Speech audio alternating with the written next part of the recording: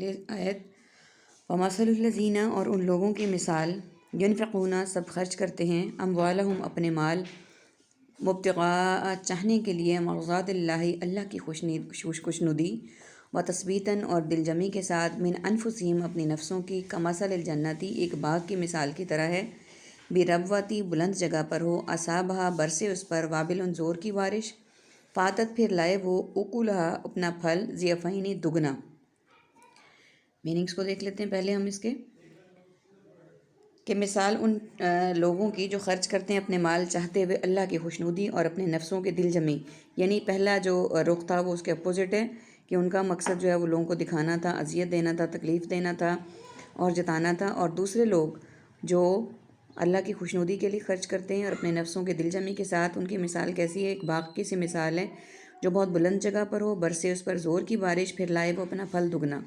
اس آیت میں عربک کے ورڈز جو ہیں نا وہ زیادہ ہیں۔ تثبیتاً ہم نے لفظ پڑھا ہے ثابت، ثبوت اور مثبت کے لیے، اور اس آیت کی سیکنڈ لائن میں ابتغاء چاہتے ہیں، اور سیکنڈ لاسٹ ورڈ ہے بربواتی بلند جگہ پر، اصابہا برسے، وابل زور کی بارش، فاتت اکلہا پھر لائے وہ ضعفین دگنا۔ تو یہ ہمارے پاس اسپیسیفک عربک کے ورڈز ہیں جو انشاءاللہ العزیز اللہ کی طاقت سے، اللہ کی طرف سے جو ہمیں قوت ملے گی اس سے ہم یاد کریں گے۔ فلم یصیبھا بس اگر وہ نہ برسے اس پر وابل تیز بارش، فتلن تو پھوار، واللہ اور اللہ بما اس کو جو تعملون تم سب کرتے ہو بصیر دیکھ رہا ہے۔ یعنی کہ جو مثال ہمیں اللہ تعالیٰ نے دی ہے یہاں پر دوسرے لوگوں کی کہ پھر اگر نہ برسے اس پر تیز بارش تو پھوار ہی کافی ہے، یعنی جو لوگ اللہ تعالیٰ کی خوشنودی کے لیے، اللہ تعالیٰ کی رضا کے لیے سب کچھ کرتے ہیں، اس پر تیز بارش نہیں بھی برسے گی، صرف پھوار ہی برسے گی تو اللہ تعالیٰ اس کو بھی کافی کر دیں گے، کیونکہ ان لوگوں کا مقصد اللہ تعالیٰ کی رضا ہے، لوگوں کی رضا نہیں ہے، اور دل ان کا ریاکاری کی طرف نہیں ہے، اور اللہ جو تم سارے کام کرتے ان کو دیکھ رہا ہے۔ یہاں پر بھی فرسٹ لائن پہ دو ریڈ کلر کے ورڈز ہیں، وابل تیز بارش، فتلن تو پھوار، یعنی جہاں پہ رضا اللہ تعالیٰ کی ہو گئی، اللہ تعالیٰ نے ہم نے اللہ تعالیٰ کی رضا کو مد نظر رکھا، وہاں پہ اللہ تعالیٰ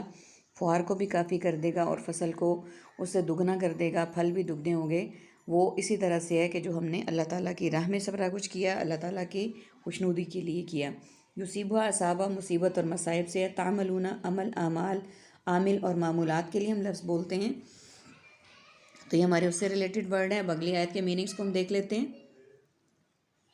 ایودو کیا پسند کرتا ہے، احدکم تم میں سے کوئی ایک، ان تکونا کہ ہو لہو جنتن کہ اس کا باغ ہو، من نخیل کھجوروں کا، وعناب اور انگوروں کا، تجری چلتی ہوں، من تحتہا اس کے نیچے، الانہار نہریں، اس کے نیچے نہریں بھی چلتی ہوں، لہو اس کے لیے، فیہا اس میں، من کل ثمرات ہر قسم کے پھل ہوں، واصابہ اور آ پہنچے اسے، الکبر بڑھاپا، ولہو اور اس کی، ذریۃ اولاد، ضعفاء ضعیف سے ہے، کمزور ہو، فاصابہ پھر آ پہنچے اس باغ کو، اعصار بگولا، فی اس میں، نار آگ کا، فاحترقت پس وہ جل جائے، کذالک اسی طرح، یبین اللہ تعالیٰ بیان کرتا ہے، لکم تمہارے لیے، الآیات آیات، لعلکم تتفکرون تاکہ تم سب غور و فکر کرو۔ اب اس کے میننگس کو ہم دیکھ لیتے ہیں۔ یودو محبت اور مودت سے ہے، نخیل نخلستان نخلستانی علاقہ سے ہے، اور تجری جاری اور اجرا کے لیے بولتے ہیں ہم، تحتیا تحت، ماتحت، تحت الثرا تحت الشعور، ثمراتی ثمر ثمرہ ثمرات پھل، القبر اکبر اکابر کبائر علماء کرام، ذریۃ ذریت آدم اور اولاد، ضعفاء ضعیف اور ضعفاء، یبین بیان مبینہ اور بیان بازی، تتفکرون فکر مفکر غور و فکر اور تفکر اس کے لیے ہم بولتے ہیں۔ اب یہ جو آیت ہم نے پڑھی ابھی، اس میں ہمارے پاس عربک کے دو ورڈز ہیں، اعصارٌ بگولا، فاحترقت وہ جل جائے۔ اب اس آیت میں یہ کہا گیا ہے، کیا تم میں سے کیا پسند کرتا ہے تم میں سے کوئی ایک کہ وہ ہو کہ اس کے پاس کہ کوئی ہو اس کا باغ ہو، کوئی بہت اچھا سا، کھجوروں کا ہو یا انگوروں کا ہو، اور اس کے نیچے نہریں بھی بہہ رہی ہوں، اور اس کے لیے اس میں ہر قسم کے پھل ہوں، پھر آ لے اسے بڑھا، اور ایک بگولا آ جائے اس پہ نا، کہ جیسے گرمیوں میں آندھیوں کے جھکڑ چلتے ہیں، اس طرح کا بگولا آ جائے، بڑھاپا بھی اسے آ لے، اس کی اولاد بھی کمزور ہو، کمانے کے قابل نہ ہو، پھر اس میں اس بگولے میں آگ بھی ہو، وہ سارا جل جائے۔ اسی طرح اللہ تعالیٰ بیان کرتا ہے تمہارے لیے اپنے آیات تاکہ تم غور و فکر کرو۔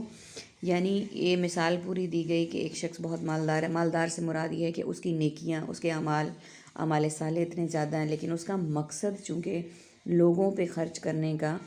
دکھاوا کرنا تھا، ریاکاری کرنا تھا، اللہ کی خوشنودی نہیں تھا، لوگوں پہ احسان کرتا تھا، جتلاتا تھا، لوگوں کو اذیت دیتا تھا، اس ساری نیکی کا اس طرح سے اللہ تعالیٰ نے مثال دی ہے کہ اس شخص کی طرح اس کی مثال ہے